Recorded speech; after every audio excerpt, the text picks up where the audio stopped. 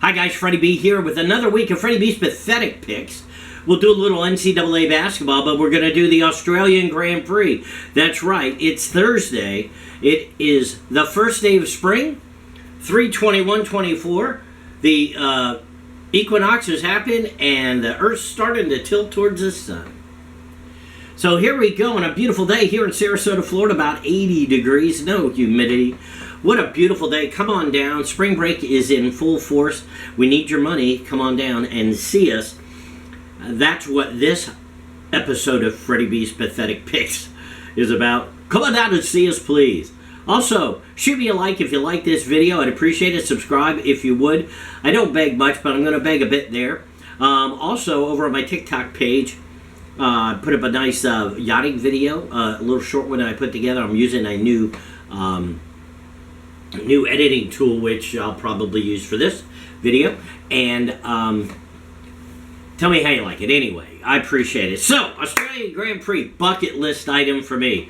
I would love to go to Melbourne. I think if I did not live in the United States, I think I could live very well in Australia. I think it would be great. I love Australia. It's got to be the closest thing to the U.S., I would think, in the world in terms of availability of freedom and doing what you want to do and laid-back lifestyle and just good opportunity if you're an Australian. So that's what I think. Not sure if it's true, but that's the vibe I get for there. Plus all the drivers like it. So we are in downtown, basically, Melbourne, just 15 minutes from city center on a 5.27 kilometer or 3.28 mile semi-permanent street circuit. So it's a little bit different. It is a racetrack, but it's also used as a part of surface streets out there in the park. We're going to do 58 laps, about 190 miles, Albert Park, and it has four DRS zones, which should really allow for, hopefully, a premium on passing, which should be great. This is a high-speed track also. So Formula One cars are designed for high speeds. They're designed to corner at high speeds. That's why they have all that downforce. So unlike some other tracks where you have a lot of slow-speed corners, you won't see a lot of that there. I think there's one, and I think it's the a hard left-hander just because before you take a hard right, a sweeping right-hander onto the front stretch. It's probably the toughest or the slowest corner on the track. Then the rest of it's pretty wide open. So, 4 DRS zones. Let's talk about the top teams in Formula One going into the third race of the year. Red Bull obviously is in top shape. I think Ferrari is second. And then I think if you want to go for third place in terms of teams, you really have to look at 3 teams. And they are Mercedes-Benz, Aston Martin, and McLaren. With McLaren, maybe, I don't know, maybe having a slight edge on Mercedes. I don't know that I'd rank them 3, 4, and 5, 4, 5, 6. I don't know how I'd rank those. But I think it'd be very hard to pick the third best team. But I think the 2 standouts so far this year in terms of the top of F1 are Red Bull, obviously. And Ferrari is doing an outstanding job. I think the fact that you took Perryman last 2 weeks ago in Saudi Arabia, you put a rookie in the Ferrari and he got a top 10 finish, shows you to the extent that Ferrari has developed that car. That car is quick. And as I've said before, all of these drivers are very, very good. And you put a particular driver in a car that suits his driving style, they can do an amazing things with it. I think we're going to see a lot more of Perryman in the future. There's tons of drivers going to switch teams this year, and some of them are going to go retire. Some of them are not going to get their contracts renewed and everything. And I think you will see Perryman, perhaps maybe even in a Haas for next year, because they get their engines supplied by Ferrari. So they are kind of like, while not a junior team, they're completely independent. They are a big client of Ferrari. So maybe that might be something that happens. Let's keep an eye on that as we move forward. So as I said, the top 5 would have to be Red Bull, Ferrari, and then put any of these 3, Mercedes, Aston Martin, and McLaren, in any order, and I don't think you would be wrong. So that is, quote, the top of the midfield. Then the bottom of the midfield, you're going to have to take, again, not in any order, but I would think that maybe Williams might be the stronger of the Haas team. Yes, I said Haas. And V-Carb, which is a little Red Bull team. I think those would be the next 3 teams. So you could put those in order, but I believe because of Alex Albon, he is such a talented driver. He is so out-driving that Williams right now, it's great, that maybe they would be 6th. Okay? And then you could take V-Carb with Ricciardo and Yuki Tsunoda, who's doing an incredibly good job under a ton of pressure, because the pressure on Yuki is from inside that team with Ricciardo and also on Red Bull team because they are a satellite of Red Bull. Ricciardo's probably in the position of Sergio Perez right now, was last year, in that probably uncomfortable, and everybody's going, does he really deserve a team? He's only had two races so far.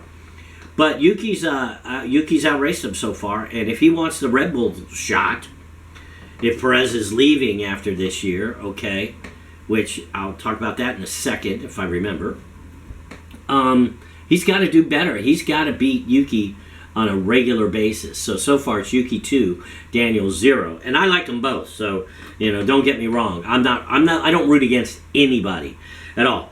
The bottom is going to be Kick Sauber and Alpine.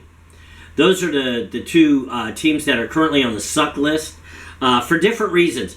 Alpine's car is overweight by about 20 kilograms, which is about 44 pounds, and that's a lot. I can tell you, I lost 135 pounds, but that's a different story. Her name is Sue. Anyway, but that could be a big difference, weight reduction in a car. So Alpine's got to get their weight down is one thing to try to get their car right. Okay, Kick Sauber's just having a terrible time with pit stops. I mean, the Saudi pit stop debacle, both drivers went through it. That's weird. And it wasn't the same tire, wasn't the same tire changer. So it's a, quote, systemic problem. But it's a problem they got to fix over there. And, it's funny, you don't think about it, but if you miss thread, something like it could probably be a $10,000 miss thread, because these cars are basically handmade. Everything on them is handmade too. Okay. So, again, on the suck list, Kick Sauber, okay, future Audi team, and Alpine. Now, talking about Kick Sauber, Audi is all in, and they're going to accelerate their purchase of Sauber so that I believe they own 100% of that team for 2025. Although their, quote, official entry won't be 2026, Audi will be owning the team. The question is whether they call it Audi, Sauber, Kick Sauber. Will they keep the name the same until 2026? One thing I feel confident in is, since Sainz doesn't have a ride, he's going to be offered a ride with Audi, I'm pretty sure, based on 2 things. He's an extremely talented driver. I might say he might be more talented than Leclerc. That's just my personal opinion. Secondarily, his dad has a great relationship with Audi, many-time world rally champion in an Audi. So there's some familiarity, if you will, between that from a racing standpoint there.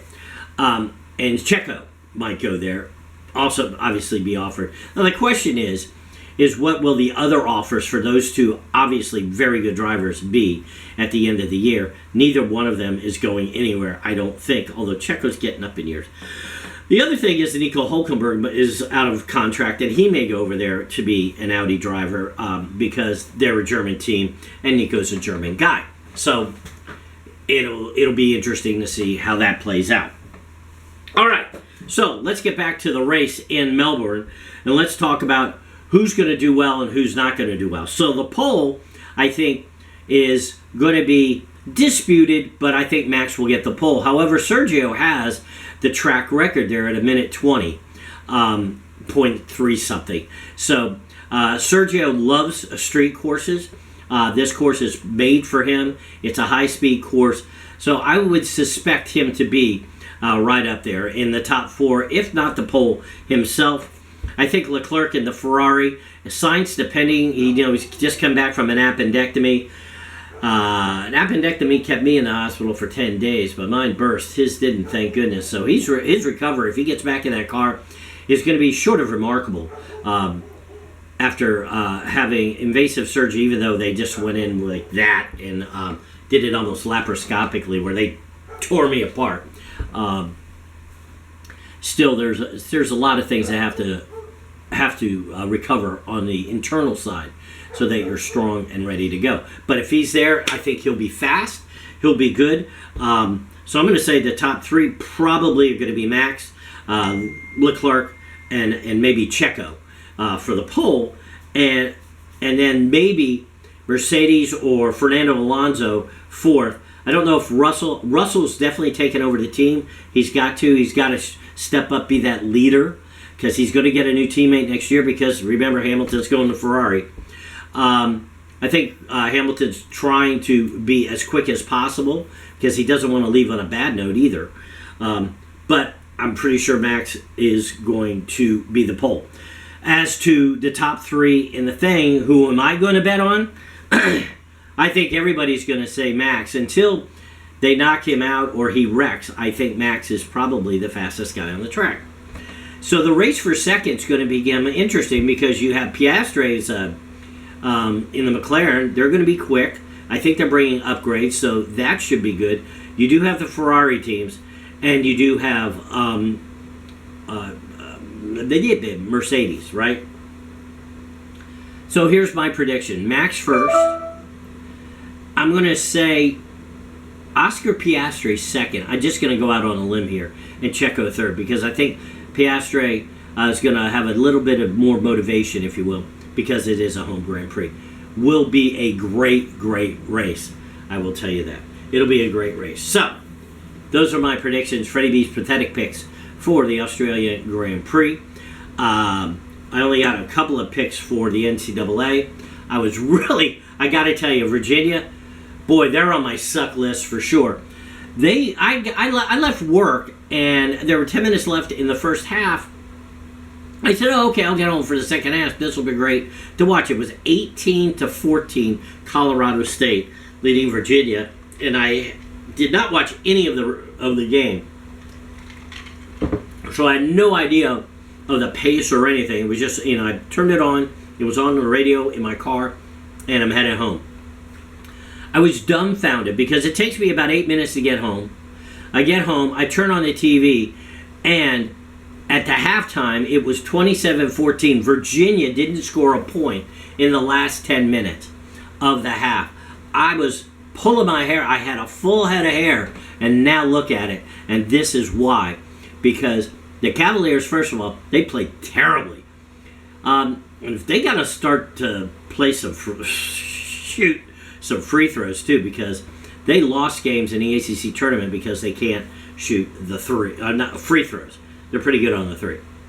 The only game I've got any skin in the game this week is I've got Western Kentucky in my pool. And so Western Kentucky is playing 13 seed. I'm looking at them right now. I just got to find it. I don't know where it is. Western Kentucky. Anyway, I know they're playing a 13 seed, or they're a 13 seed. They're playing like a 3 seed or something like that. It should be an interesting game. It's some state team. Damn it, Freddie.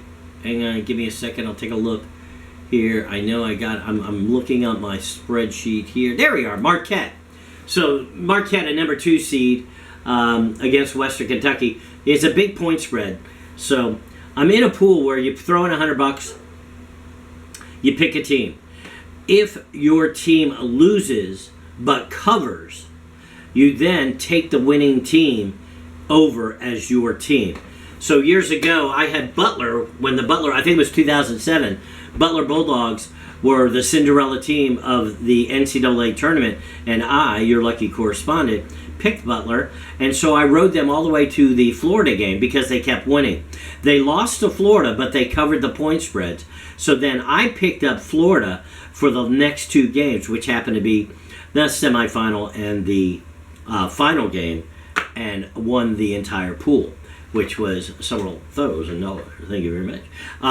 So maybe lightning will strike in a bottle again, and I'll do it again. But anyway, that's it. NCAA. Watch the Melbourne Grand Prix. It's going to be a midnight start or something like that. It's going to be crazy times here in the U.S., but well worth staying up. And I'll look forward to talking to you later. Ta-ta for now.